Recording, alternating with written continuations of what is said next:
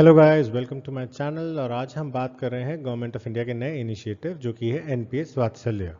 आज हम एनपीएस वात्सल्य स्कीम के बारे में देखेंगे। It's a new scheme that has been launched specially for the new born and children which are below the age of 18 years. तो इसी के बारे में हम समझेंगे एंड देखेंगे कि क्या एज अ नॉर्मल पर्सन आपको ये अच्छी चीज़ है या नहीं है। प्लस एग्जाम परस्पेक्टिव के हिसाब से भी ये हमारे लिए इंपॉर्टेंट हो जाता है because government schemes are a part of your GS2। So let's start with it. सबसे पहले अगर हम बात करें कि एनपीएस वात्सल्य है क्या चीज़, वात्सल्य का मीनिंग हिंदी के अंदर होता है प्रेम या स्नेह या फॉन्डनेस, यानी कि आपको किसी की से लगाव है।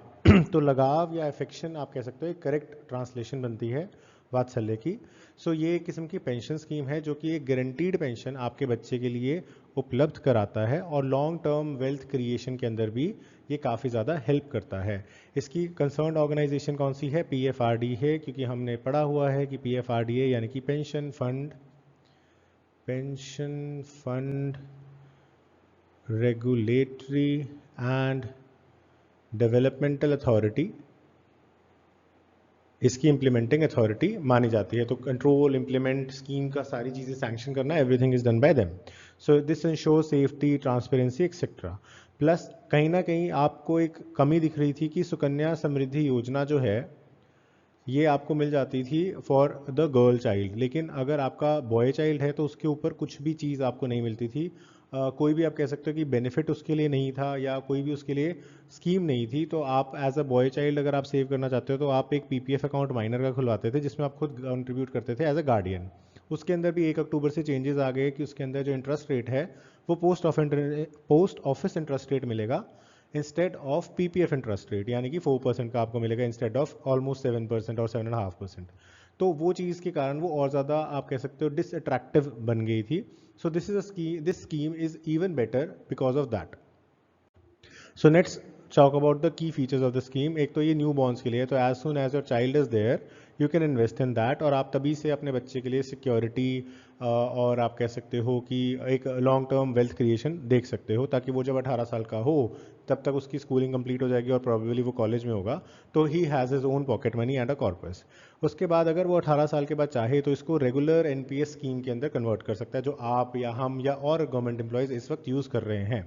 उसके बाद KYC आपको कराना पड़ेगा 18 साल के बाद, सो दैट ये चीज़ इंश्योर हो सके कि आपका बच्चा जो है अब उसके पास अप्रोप्रिएट पैन कार्ड है, बैंक अकाउंट नंबर है, आधार कार्ड उसका पैन के साथ लिंक्ड है और सारी जो उसकी एक्टिविटीज़ हैं वो कंप्लाइंट हैं।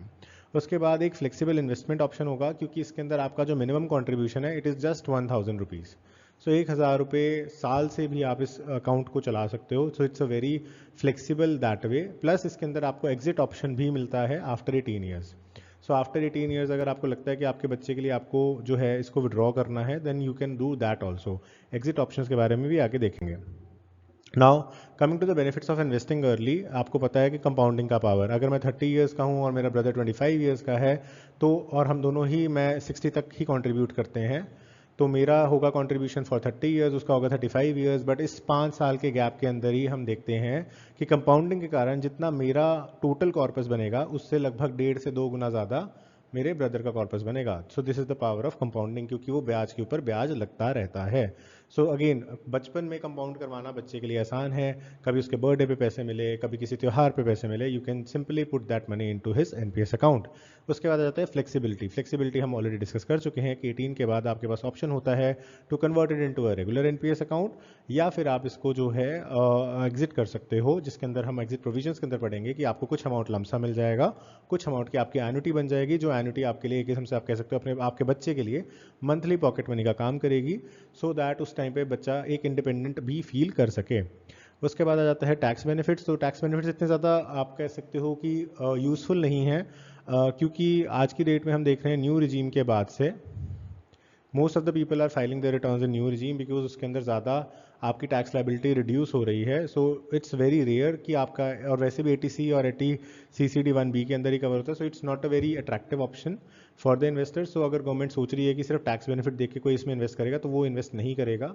इसको अगर इन्वेस्ट किया जाएगा तो बच्चे का फ्यूचर देख के किया जाएगा, या फिर इसके अंदर जो अदर सीलेंट फीचर्स हैं, जैसे कि हम एग्रेसिव प्लान की बात करें या कंजर्वेटिव प्लान की बात करें या फिर एक इन्वेस्टिंग हैबिट की बात करें, उसके कारण किया जाएगा।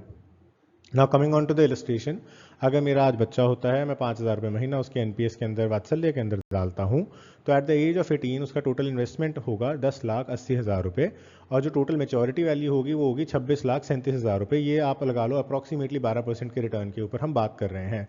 क्योंकि बच्चा छोटा है तो हम एग्रेसिव प्लान को भी अडॉप्ट कर सकते हैं, जिसके अंदर हम एक्सपेक्ट कर सकते हैं 15 से 20% का भी रिटर्न, बट रियलिस्टिक एवरेज लगाने के लिए मैंने 12% के हिसाब से आपको कैलकुलेशन बताया है।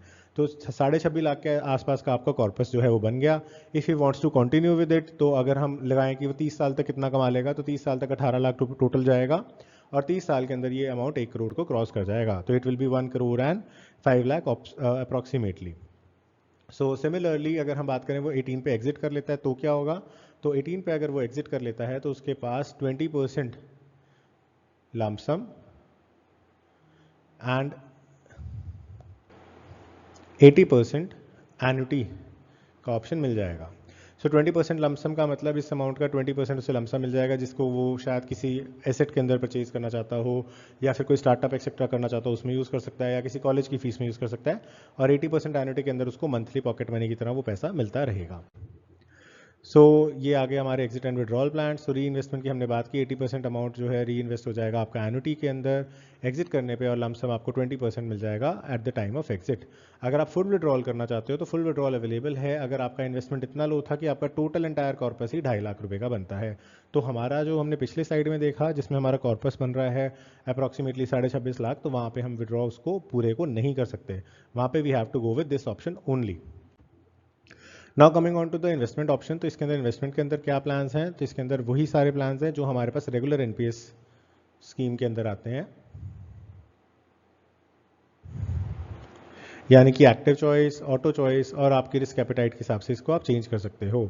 यानी कि एक्टिव के अंदर आपका जो ऑटो चॉइस अगर आप चूज़ करते हो तो वो आपकी एज के अकॉर्डिंगली अप एंड डाउन होगा, यानी कि जैसे जैसे आपकी एज बढ़ेगी वैसे वैसे आपका इन्वेस्टमेंट जो है वो मोर रिस्की एसेट्स, यानी कि इक्विटी से निकाल करके डेट या गवर्नमेंट सिक्योरिटीज़ के अंदर रख दिया जाएगा। फॉर एग्जाम्पल अगर मैं आज 30 ईयर्स का हूँ और मेरा 75% कॉर्पस इक्विटी में लग रहा है, तो 25% कॉर्पस मेरा लग रहा है डेट इंस्ट्रूमेंट्स में। अब यही जब मैं 40 का हो जाऊंगा तो इक्विटी का कंपोनेंट कम हो जाएगा, 60% हो जाएगा, और 40% हो जाएगा डेट का component.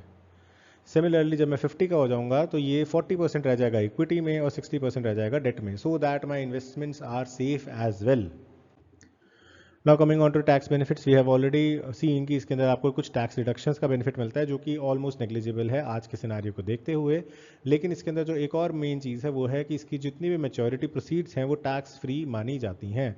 So apart from annuity, जो भी आपका लॉन्ग टर्म के अंदर आपने लमसम लिया, so all the lump sum amount, बेशक वो 1 करोड़ हो, 2 करोड़ हो, चाहे 10 करोड़ हो, चाहे आप 18 पे उसको रिडीम कर रहे हैं या फिर आप उसके बाद 60 पे रिडीम कर रहे हैं उसको कंटिन्यू कराने के बाद, that will be tax free. Only the annuity amount will be treated as a income, that is treated as your regular income.